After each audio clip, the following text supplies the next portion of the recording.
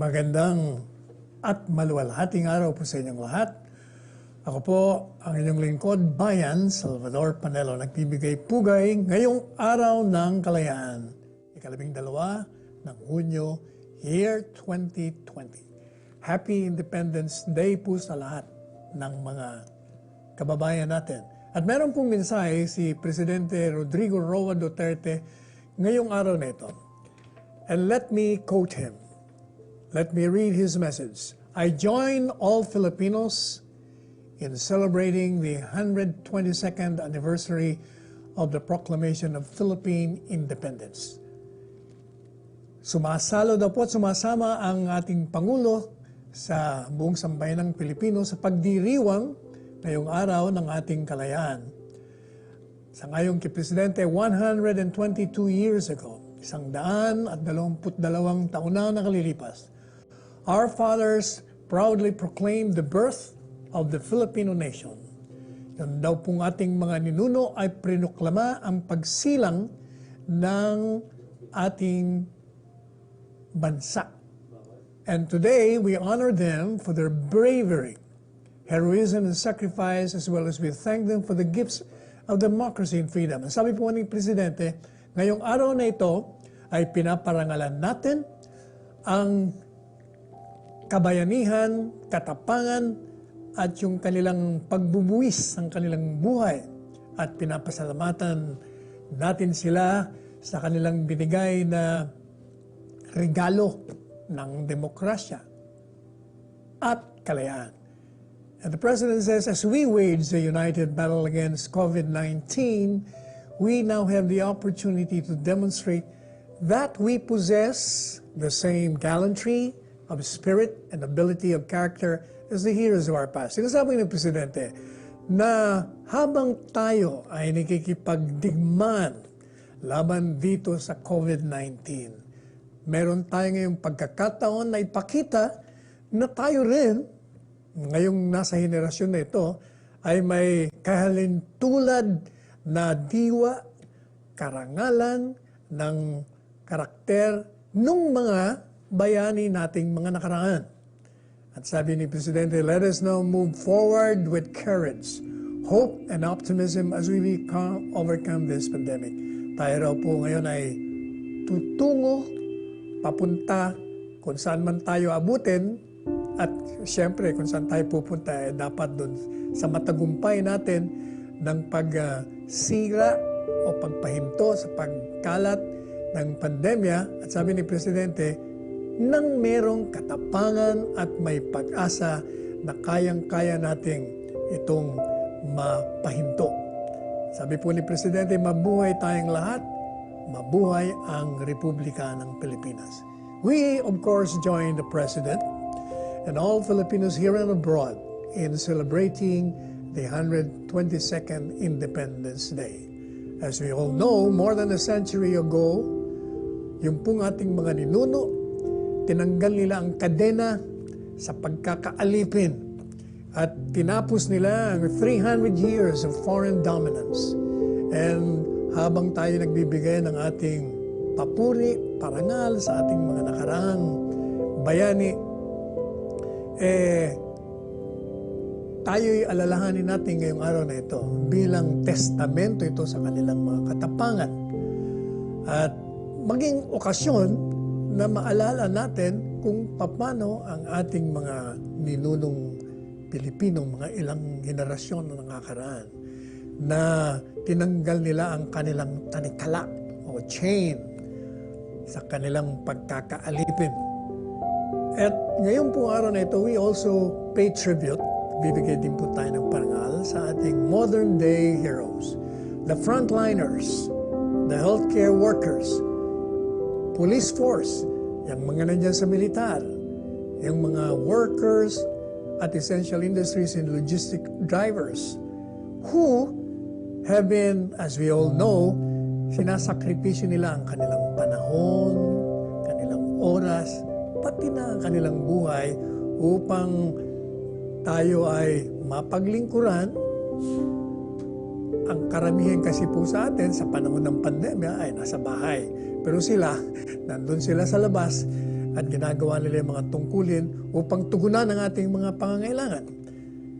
And we like to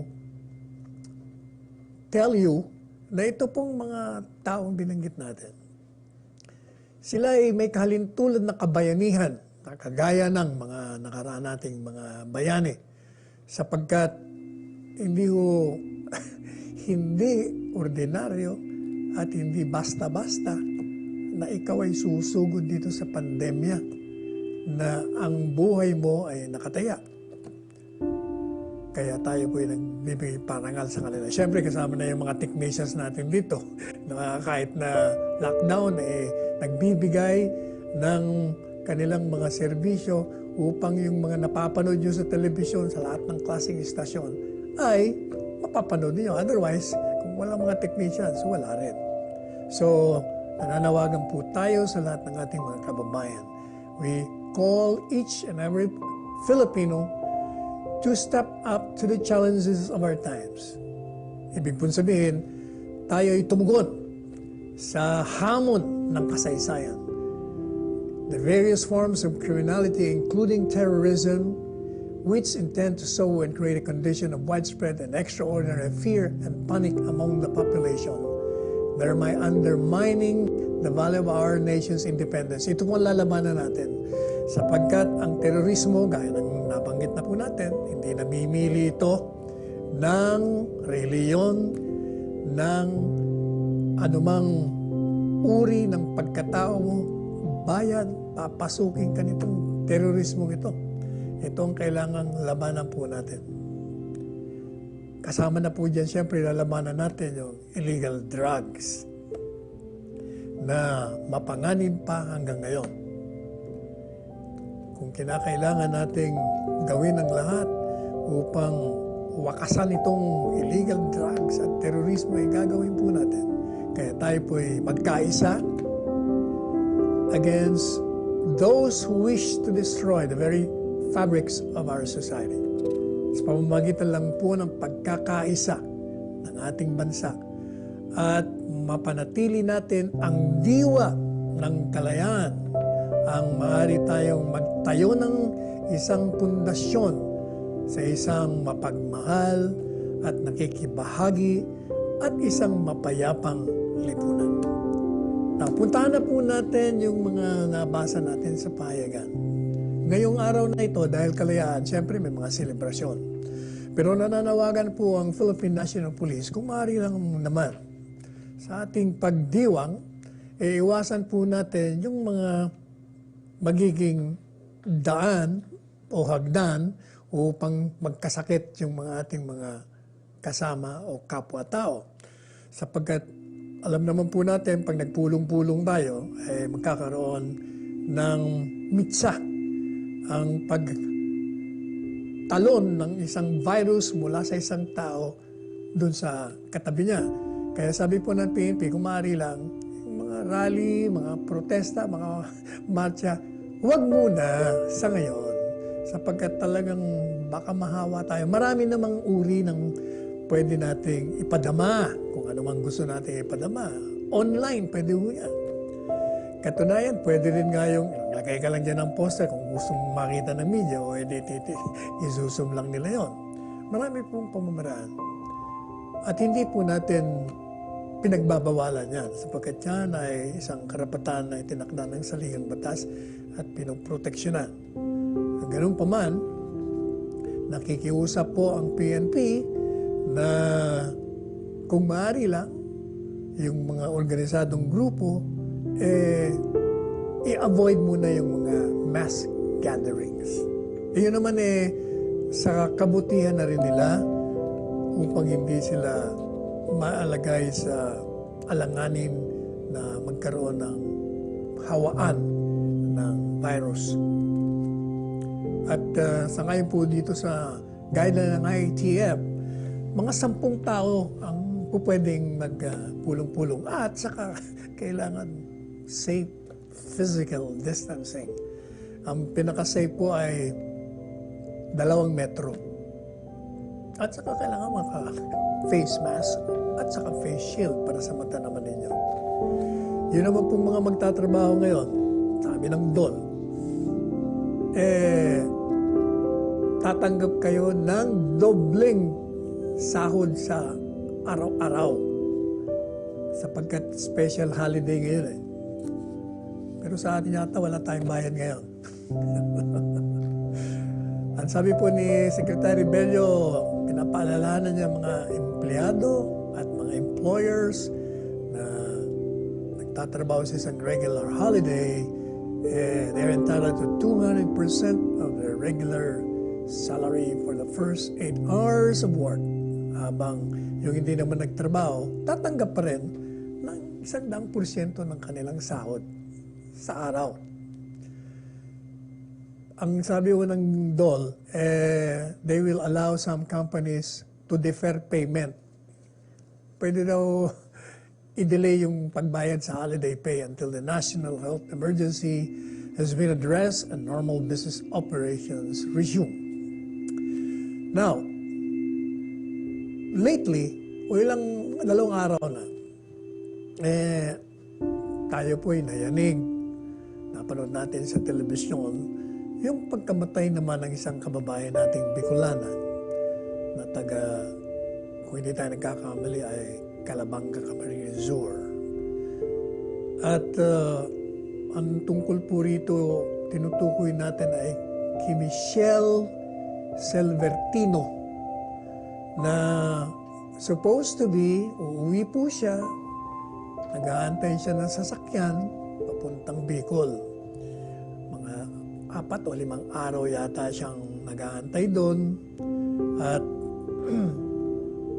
nagkaroon siya ng sakit. Dati na pating may sakit ito. Madalit sabi, siya'y nawala ng malay and tinulungan naman daw siya kasi parang sinisisi po ng nanay nung namatay na hindi raw tinulungan. Kasi daw dapat dinala kagad sa ospital nung makita ng mga pulis o kagawad. Pero sabi naman nila nung makita raw nila, dinala pa nga daw nila sa barangay hall, chinek nila. Pero naman daw yung si Michelle, sabi ko okay naman daw siya. At binalik nila. Although siguro mas maganda siguro kung dinala sa ospital. Yun ang the best. Pero since hindi naman yata nagpakita ng simptomas na bawa mataas ang lagnat o umuubo or what. Siguro from on the surface mukha namang okay. But anyway, ito po'y isang trahedya. At tinext po natin si Crowley sapagkat si Julie Abdasa nag-text sa atin at kung maaari daw na ano raw bang ginagawa ng pamahalaan dito.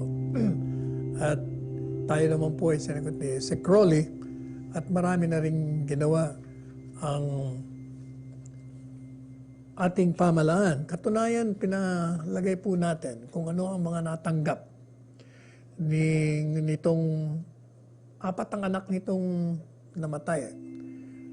At sabi po ng DSWD, ng una, they gave 5,000 pesos bilang financial assistance doon po sa mga anak ni Michelle Silvertino, care of nung LGU, kung saan siya, so Calabanga yun, Camarines Sur.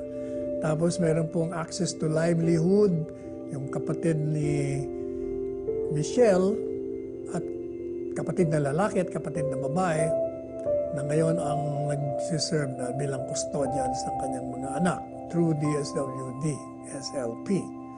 At since si Mrs. Silvertino ay identified as Pantawid beneficiary, yung pong municipal action team ay ipoprocess yung change grantee for Pantawid beneficiary.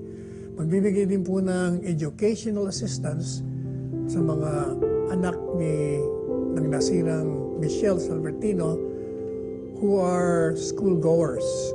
Siguro mga elementary pa ito, bibigyan po ng tingin 1,000. Meron din po food assistance at 2,400 or 240 pesos a day for 10 days. And cash assistance under the Assistance to Individuals in Crisis Situation Program worth 10,000 pesos. And DSWD will explore possible temporary custodial and foster care if needed to the children since the deceased is a solo parent. At kung hindi pa po alam kung ang kanyang cause of death is COVID-19, pero kung ito po ay COVID, bibigyan siya ng 25,000 burial assistance sa kanyang pamilya. At meron pong total na 15,400 pesos outright cases will be provided by DSWD, which is possible to be given today. Ngayon meron tayong tinanggap kay Sec Rolly. Babasahin ko po. Katatanggap lang natin ang kanyang text. Tungkol din po kay Michelle. Ang sabi po ni Sec Rolly Bautista, Sec Sal, the grandmother, yung lola, will receive the benefits provided under the Pantawid Pamilya Filipino Program or for peace, change guarantee in behalf of the mother. They will be provided cash transfers through 4Ps and ensure attendance of children to school. So madaling sabi, pati yung pagpasok ng mga bata ay tutulungan ng pamahalaan. Bibigyan din daw po, sabi ni Sec Rolly, we shall give special case management treatment to the children and grandmother to our social worker. As for peace beneficiary, she is also eligible for a sustainable livelihood program which we shall provide. After conducting case management, sabi po ni Sec Rolly, we shall provide all necessary social protection and empowerment programs to ensure that the children and grandmother are taken care of. So maraming salamat, Sec Rolly, sa madalian mong pagtugon sa hininging assistance para dito sa pamilya.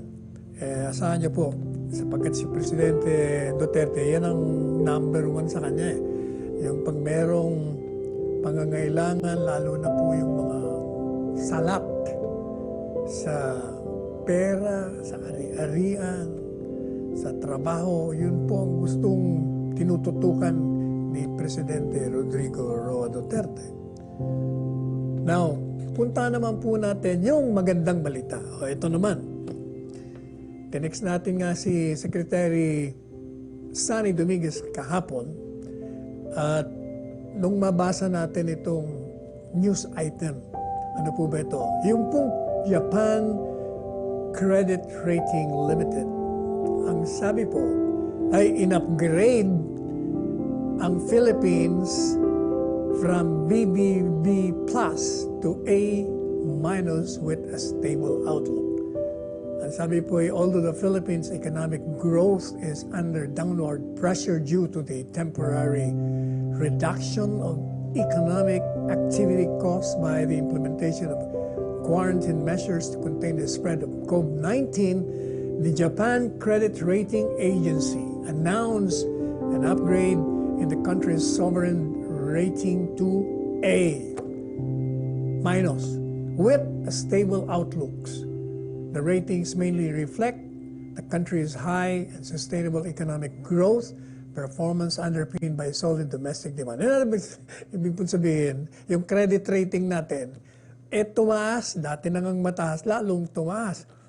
At anong ibig sabihin? Ibig sabihin, stable lang ekonomiya natin kahit na bumagsak ito sa panahon ng lockdown. Ibig sabihin, yung pong Japan Credit Rating acknowledge the resilience, ang katibayan ng Philippines to external shocks, supported by an external debt kept low relative to GDP, the accumulation of foreign reserves, the government's social fiscal position, and a highly sound banking practice. Kaya po, tinext natin si Sec Sunny Dominguez sabi natin, congratulations. And sagot po sa atin, nakakatawa rin si Secretary Sani. Ang sagot sa atin ganito. Kasi sabi natin Secretary Sani, congratulations. And we will share the good news to the viewers of the Counterpoint viewers tomorrow. Ang sagot ni Secretary Sani po ganito. It's the result of PRRD's great leadership. Ito daw po yung resulta ng kagalingan ng liderato ng Presidente. Ang sagot ko naman sa kanya po ay, and your stewardship of the economy. Alam niyo naman itong humble. Sabi ko, kasama ka doon kasi ikaw ang nasa finance. Kayo mga economic managers, ikaw nangunguna doon. So maganda pong balita yon na ang credit rating natin ay mataas. So pwede po tayong umutang kung kinakailangan. Kasi yung utang natin po sa labas, panlabas, nababayaran naman natin. Kaya magandang balita ito. Ano pa ba itong... meron pong kasunduan si Presidente Rodrigo Duterte at ang Prime Minister ng India na si Narendra Modi. Sila po ay nagkasundo na palalakasin nila ang kooperasyon ng bawat bansa upang matugunan ang coronavirus disease, pandemya, na ang dalawang bansa ay kasulukuyang nilalabanan ngayon. Ang sabi po ni Minister Modi, bibigyan po ng India ng lahat ng mga posibleng kooperasyon at mga benepisyo. Ang sabi rin po ni Minister Modi, bibigyan po ng mga binisina. Sapagkat alam po ninyo ang India, sila ang number 1 manufacturer ng mga binisina, kaya murang-mura binisina doon. Bibigyan daw po tayo ng mga pharmaceutical products including hydroxychloroquine. Hydroxychloroquine is an anti-malarial drug that is being used for the treatment of some COVID-19 patients. At yung dalaw po ay nagpapasalamat doon sa kanilang bilateral cooperation. Babalik po tayo after a few reminders.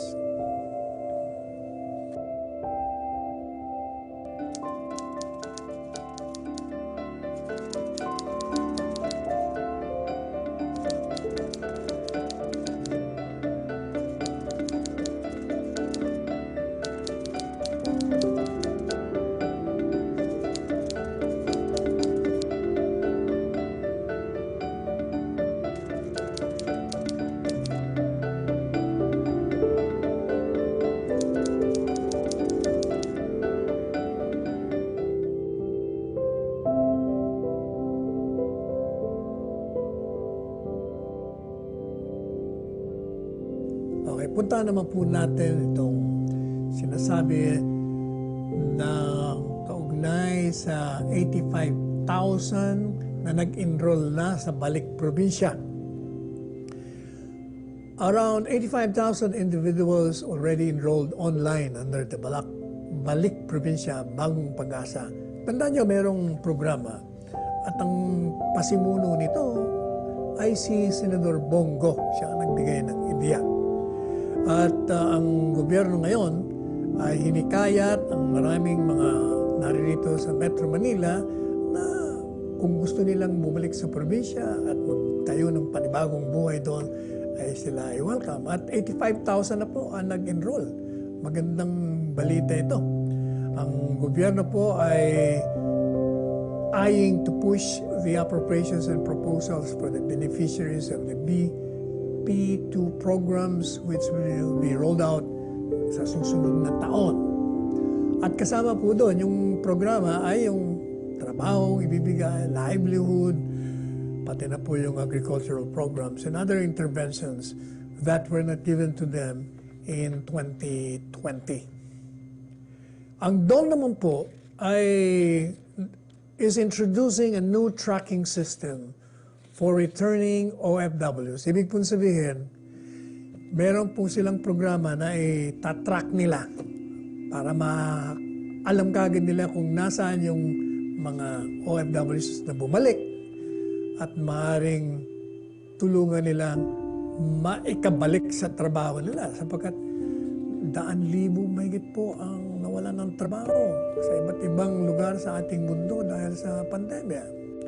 And sabi ni Secretary Bello, the system called the OFW Assistance Information System, and it will facilitate orderly and smooth repatriation and assistance to the huge number of returning OFWs.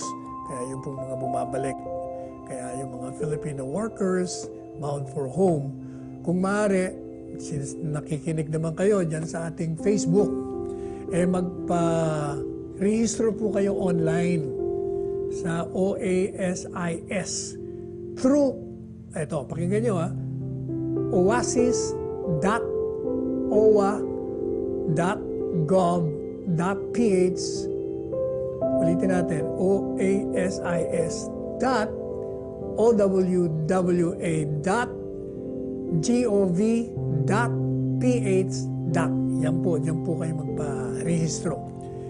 Once na maka-login kayo, i-click nyo lang yung register and i-fill out nyo po yung form para ilagay nyo yung mga personal circumstances nyo. Yung pong system will also help dole, identify, and classify arriving OFWs in a number of ways to facilitate organized arrival at the airport. Para malaman naman natin kung kailan sila darating para yung dole may ready sapagkat siyempre the usual problem, pag dumating yan, kailangan i-test mo yan, kailangan i-quarantine mo yan. Pag nakatapos na sa test and quarantine, kailangan ibalik mo yan sa kanilang mga probinsya. Hindi po ba yan ang gusto ni Presidente? Ayaw niyang patagalin pa yan, gusto niya makabalik agad. At pagdating mo naman doon sa mga local government units, kailangan sumunod ka rin ng mga protocols doon. Sapagkat meron din silang quarantine doon dahil ayaw din naman nilang baka may dala ka. Sapagkat ang problema nga, may nagre-reklamo isang mayor, sabi niya, kaganda-ganda wala kaming COVID. O yan, may mga pinauwi rito. Okay naman, positive. Hindi naman sila positive, negative nung umalis dito. Pero pagdating doon, biglang positive. Gaya nga po ng sinabi ko kasi sa inyo, hindi porket kayo nag-negative ngayong araw nito. Tapos lumabas ka, punta ka ng airport, kadami-daming tao ron, ang dami mong hahawakan doon, yung maleta mo, kung sasakyan ka, yung doorknob, kaya hindi mo nga alam. Kaya pagdating doon, yun, nagkaroon ng COVID. So, talagang mahirap po. Hindi, yun nga sinasabi ni Presidente, we really have to be conscious of our own safety. Kaya kailangan, pag lumabas talaga kayo, immediately, yung wawash ng hands ang napaka-importante sa lahat.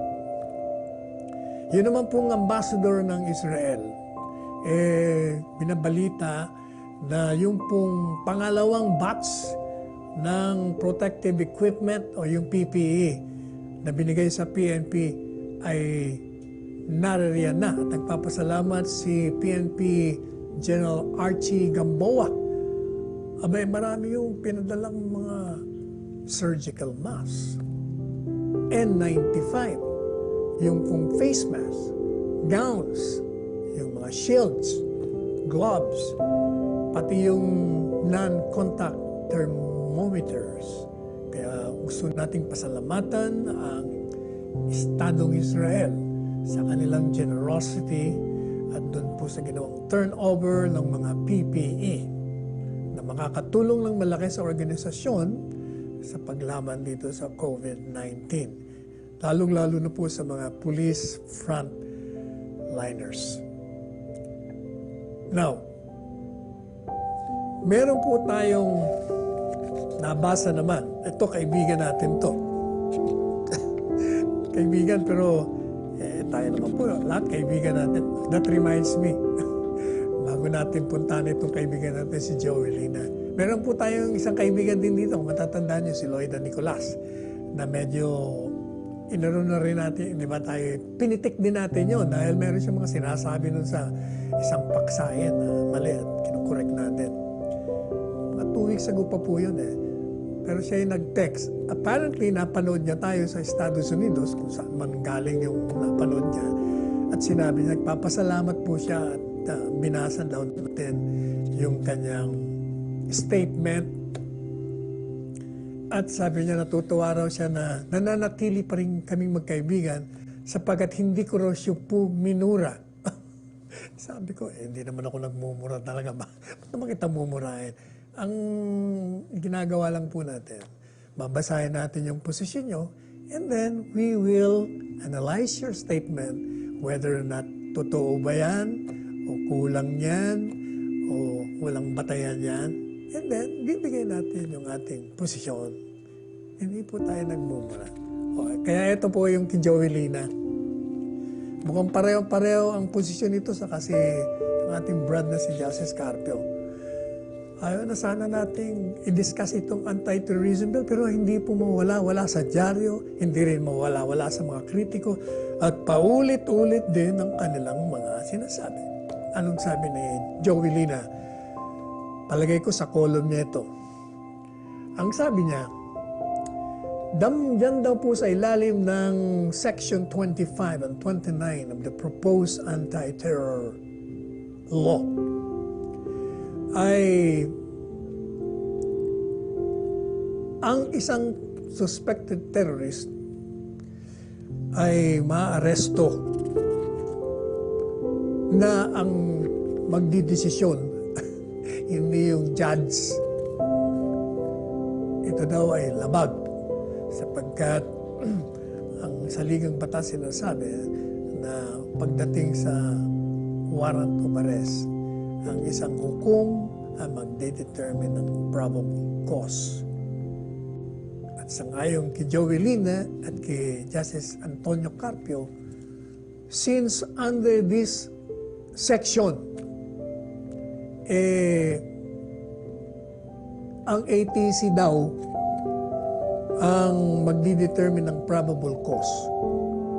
Ibig daw sabihin, binabiolate natin ang saligang batas sapagkat walang kapangyarihan ng ATC na magmando na arestuhin ang isang suspected terrorist. Alam po ninyo, ang naging problema kasi dito sa dalawa nating kaibigan, Justice Carpio and dating Senador Joelina. Binabasa nila yung Section 29 independently and in isolation. Kasi meron dong, tingnan natin, basahin po natin. Ito yung pinipilit ng mga kritiko. Detention without judicial warrant of arrest. Any law enforcement agents or military personnel who having been duly authorized in writing by the ATC. Ito yun. Yung duly authorized, has taken custody of a person suspect of being a terrorist or member of a terrorist organization must deliver the suspected persons or persons to the proper judicial authority. Ito ang problema. Alam po niyo yung salitang yon. Ibaba mo nga ng konti. Any law having been duly authorized in writing by the ATC, akala nila, yung pong ATC ang nagbibigay ng authority. Actually, yung pong Section 29 refers to Section 17. Ano po ba nakalagay sa Section 17? Ang sinasabi po doon, yung police officer o military agent ay hihingi muna ng permiso sa ATC para pumunta sa Court of Appeals at mag-a-apply ng ng judicial order na pwede niyang i-surveillance, i-wiretap. At pag nakuha niya na po yung permiso, tatakbo na isa ngayon sa Court of Appeals.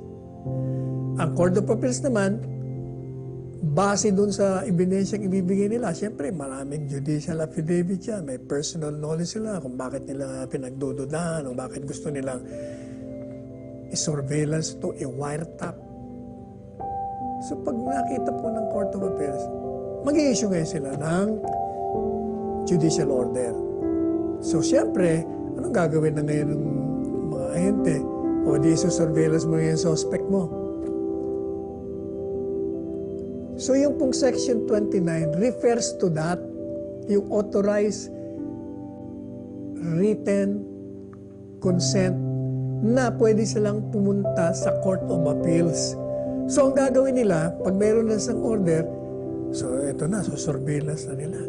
O pag nakita na nila, may ebidensya na talaga nga palang meron tong balak o may ginagawa na doon po sa mga enumerate na mga aksyones o aktibidades na makukonsider terrorism. Anong gagawin? Yung po mga ahenteng yon ay magkakaroon na sila ng personal knowledge ng probable cause. Dahil na, ano mo na nga, kumbaga na, video mo na, nakita mo na. So pwede mo nang arestuhin yun under the warrantless arrest pursuant to Section 5, Rule 113 ng warrantless arrest. Kasi doon po sa Rules of Court, sinasabi doon na pag yung krimen ay kinakamit sa harapan mo, pwede mong hulihin yun. Pwede mong arestuhin nang wala kang warrant of arrest. O kaya naman, meron kang personal knowledge na may probable cause na ginawa yon, pwede mo rin siyang hulihin. Ang madalit sabi, yun po ang tinutukoy ng Section 29. Yung ATC having previously given authorization doon sa ahente na pumunta sa Court of Appeals. At ang Court of Appeals naman nagbigay ng judicial order. So sino ang nagbibigay o nagdedetermine ng probable cause? Hindi ATC.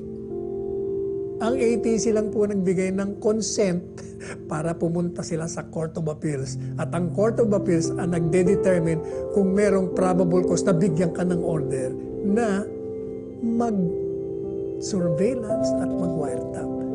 So, ang katotohanan, ang nagbibigay talaga nagdedetermine ng probable cause to arrest or detain will be the agent na merong order na mag-surveillance at mag-wiretap. Kasi ito na nga, harap-harapan, may ebidensya ka. So, ulihin mo na siya. Under, dun po sa Section 16, nakalagay doon na requirements, mag-a-apply ka muna sa Court of Appeals. Hindi ka na pwedeng bawal yun eh. O yun po, yun ang nagiging problema kasi dyan sa hindi nila binabasa ng gusto yung kumbaga, i-relate mo yung Section 29 dun po sa Section 17 and Section 16. Hindi lamang po yan. Ang mahalaga pa doon, under Section 45, sinasabi po ron that nothing herein shall be construed to mean that the ATC is being given judicial power or quasi-judicial power. Kaya ibig sabihin, yun mismong Section 45 ay nagsasabi, hindi mo po pwedeng mag-interpret ka na binibigyan. Talaga namang obvious din dun sa provision na hindi naman talaga siya binibigyan eh. Nagkakamali lang sila dun sa previously given authorization. Na yun naman tungkol ng yung pagbibigay ng authorization para pumunta ka sa Court of Appeals. Meron pang isang sinasabi, yung pong designation. Yung designation daw ng terorista. Bakit daw ang ATC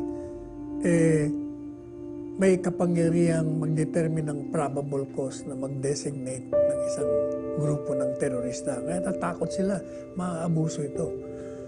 Doon po sa doon sa anti-terrorism bill, there are 3 ways by which may tinatawag na designation. Unang-una po, yung world o yung United Nations, meron po silang standards, meron silang mga listahan ng mga terrorist organizations. At since kasama po tayo dun sa tratado o treaty na kailangan sundin natin kung ano ang pinasukan nating treaty with respect to terrorism. Sinasabi po doon na kailangan talaga tayong magpatupad ng ganitong batas. Gumawa ng batas. Kailangan hintuin natin ang terorismo. Pati yung mga nagpi-finance. Okay. Yung unang designation na tinatawag ng ATC, yung ATC po, i-adapt nila yung kung ano yung listahan ng mga terrorist organizations, they will have to adapt that. Wala silang choice doon. Kasi kasama tayo doon. Part tayo ng treaty, so we are bound by it. Yung pangalawa naman, kung meron naman magre-request ng ibang jurisdiction, ibang bansa, ng designation, papadaanin sa ATC. Pero yung ATC po, kailangan mag-aano pa sila, mag-a-apply pa sa pamamagitan ng DOJ. At kailangan nirekomenda ng NICA. Ang sinasabi ng mga kritiko, hindi. Sila ang nagdi-decide, hindi nga. Hindi kasi nyo binabasa. Ang nakalagay po doon sa provision na yun. Magde-designate upon probable cause. Yun palagi yung inaano lang kasi may nakalagay probable cause. Pero doon sa susunod na provision, ang sinasabi po subject to proscription under Article 26. Pag tinignan mo yung Article 26, sinasabi doon na bago ka magkaroon ng prescription, kailangan mag-apply ka muna. Ang DOJ mag-a-apply upon recommendation ng NICA. Kung madalit sabi, nire-refer po yung designation na sinasabi ng ATC, kailangan pa rin dumaan sa Court of Appeals. Kasi ang prescription, bago mo masabing isang organisasyon terorista, kailangan manggagaling sa Court of Appeals. In other words, lahat po yung mga sinasabi nilang walang judicial intervention, meron nga precisely meron Kaya hindi po totoo na on its own, ang ATC ang maaaring magdesisyon. Mali po yun. That is precisely why tama yung sinasabi ni Senador Soto, Senador Lacson, na kung maaari lang, basahin nyo naman ang gusto muna. Suyurin nyo, do not read the provisions independently from each other or in isolation. Kailangan you have to relate every provision. Kaya nga nakalagay sa Section 45, nothing herein should be construed to mean na binibigyan mo ng kapangyarihan ang ATC ng judicial or quasi-judicial power. Ano pang ibig sabihin nun? In other words, your interpretation is not allowed. Kasi hindi nga mali nga yung interpretasyon mo dahil sinasabi na nga ng batas, hindi judicial power o quasi-judicial power ang binibigay mo. Kaya meron ng mga grupo,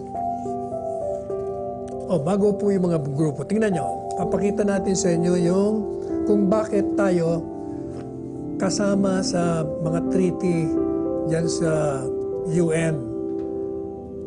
Dahil meron pong mga resolution ng UN Security Council tungkol sa terorismo na part tayo ng treaty. Kung anong nakalagay dito, kailangan sundin natin kasi batas po yun. It becomes part of the law of the land. Ano pong sinasabi rito?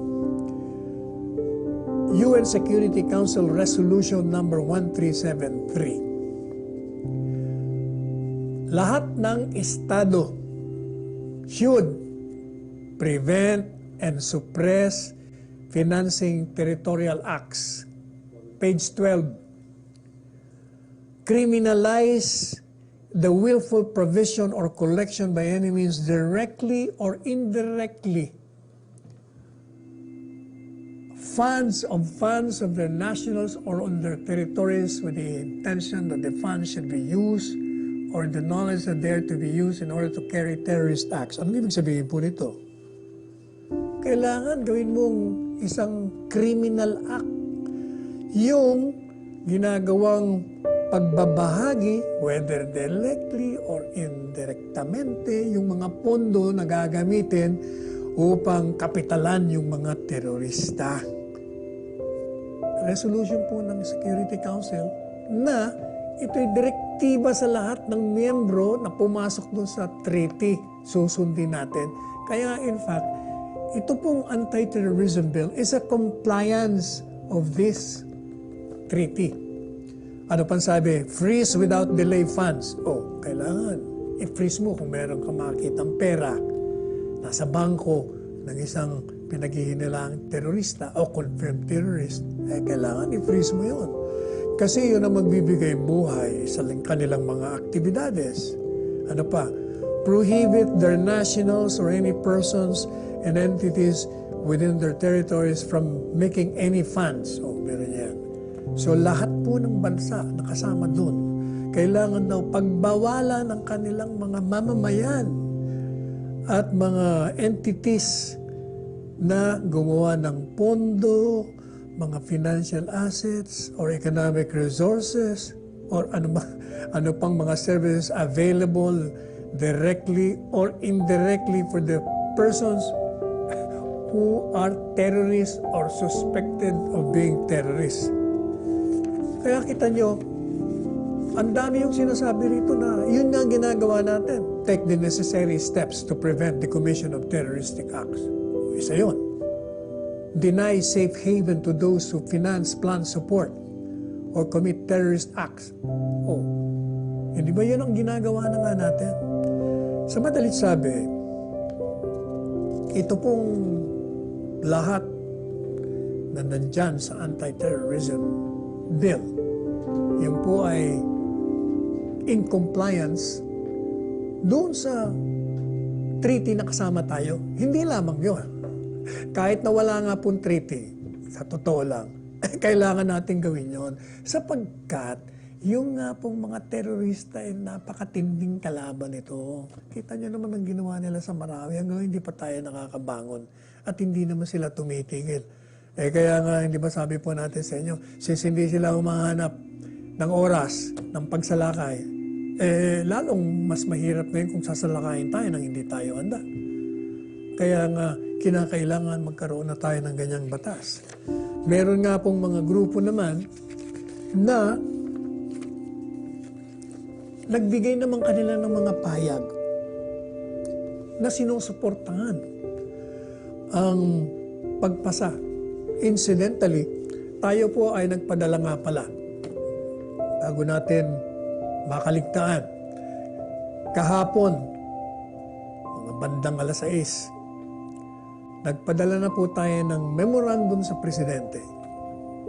Binigay po natin sa opisina ng Executive Secretary Medaldea ang ating pagsusuri sa anti-terrorism bill. Sinuyod po natin sa aming opisina at ang aming pong konklusyon, napakahigpit ng anti-terrorism bill at ito ay tumutugon sa pangangailangan ng panahon. At sinuyod din po natin, tinignan po natin yung saligang batas, tinignan po natin yung mga sinasabi ng mga kritiko, kung saan ay, kung nanonood kayo ng regular, diniscuss na nga po natin. At katunayan, meron po tayong column dyan sa Daily Tribune at nagbigay po tayo ng kahaba-haba ng dissertation tungkol dyan na ang title ay Fierce Opposition to Anti-Terrorism Bill Unfounded. Dalawa na pong column natin, Part 1 at yung ngayong araw, was Part 2. Meron pa tayong Part 3. Para nga po yung mga hindi masyadong walang panahon na basahin yung 63 page. Kahit sa column natin at sa programa natin at sa iba pang mga avenues, may paliwanag na gusto upang yung mga kritiko, hindi na nga, actually, hindi naman po sa kritiko yung pagpapaliwanag natin. Ito pong ginagawa natin upang yung mga baring mapaniwala ng mga kritiko ay maliwanagan, ma-enlighten. Sapagkat, whether we like it or not, there are some critics na merong mga following na tinatawag. At credible naman sila. Lalo pa kung ikaw'y dating justice, dati kang senador. Siyempre, may kredibilidad ka rin. At yung mga taong wala namang panahon at marinig sila, parang tama naman ang sinasabi nila. Yun po ang layunin ng ating programa at mga kasama natin na nagpapaliwanag na maaaring itong mga kritikong ito habang yung layunin nila ay mabuti naman, pero maaaring mali ang kanilang interpretasyon, ang kanilang pagbasa, kaya ginagawa po natin ang paraan upang suyurin, maipaliwanag, maipakita na nagkamali sila ng basa dito sa Anti-Terrorism Bill. Now, meron pong mga grupo na nagpahayag din ng suporta. Sino-sino po ito? Nabasa po natin dito yung LGUs na mga babae, youth. Like yung Davao Oriental Governor, chairman ng Regional Peace and Order Council, na si Nelson Dayanghirang. He expressed his strong support, yung kanyang malaking suporta po dito sa panukalang batas. Sangayon sa kanya, this will boost the country's campaign in the fight against terrorism. Sabi niya ito'y nasa panahon. Ito'y para sa kaligtasan ng sambayanang Pilipino. And the agenda cannot be ignored, according to him, and postponed. This will allow for the consistent strides toward peace and development. Yung pong mayor ng Tugigaraw, nagbigay ng kanyang pahayag din. Pati Isabela Mayor Gregorio Alipio Pua. Sila pong dalawa ay nagdeklara ng suporta on the passage of the bill, noting that peace and harmony will help the country's progress. Ang sabi po nila I also appeal to our constituents in Tugigaraw City to support the anti-terrorism bill that aims to provide a strong legal backbone to protect the life, liberty, and property of the Filipino people against the threat of terrorism. Yun naman pong sa Romblon, si Kongresista Eliandro Jesus Madrona. Ang sabi niya po, pag-aaralan kung maigi ang panukalang batas. Ito siguro noon, bago siya bumoto. And pinag-aralan niya nga. Ang sabi niya, pinag-aralan ko bago bumoto at nakita niya raw po na ito ang mahusay na armas upang mapahinto, malabanan natin ang mga terrorist acts na ginagawa at nangyayari sa mga mall at mga public places ng mga extremist. Ano pa? Ito naman pong grupo ng mga babae. A women's group called Money to the Filipino people to understand the issues at hand. Bago daw po tayo mag-react emotionally, sabi nitong mga kababaihan, pag-aralan po natin. Yung presidente po ng Movement of Women for Change and Reform, party list organization, tumawag din po, nanawagan din sa reaksyon ni Miss Universe, Pia Wurtzbach, at yung actress na sa Angel Locsin. Ang sabi naman ni, sino nga itong presidente? Si Grace Ibuna. Mali daw po yung mga payag nitong si Miss Universe sa Angel Locsin. Kung purely expression of dissenting lang daw, walang problema yan. At karapatan naman yan. Pero yung paggamit sa demokrasya at may nakatagong agenda ng Panggulo na magresulta ng anarkismo at pagkamatay ng mga tao at pagwasak ng mga pribadong pag-ari, ibang usapan na po yan. Tayo naman personally, I will have to request Miss Pia and si Miss Angel makinig kayo kasi basahin po ninyo yung mga paliwanag ng mga naririto sa pamahalaan at sa mga sumusuporta para maunawaan po niyo. Inabot na naman po tayo ng oras. Pansamantala po tayo magpapaalam hanggang sa Lunes. Ganito ring oras. Pero iiwanan natin ang paalala ni Presidente Duterte at ng inyong lingkod. Tayo po ay mag-observe ng safety protocols. Wear your face mask, your face shield. Pag lumabas po kayo, kung kinakailangan, observe physical safe distancing at pagbalik nyo sa bahay, palagi kayong naghuhugas ng kamay. Pansamantala, ito po ang inyong lingkod bayan, Salvador Panelo. Magandang araw.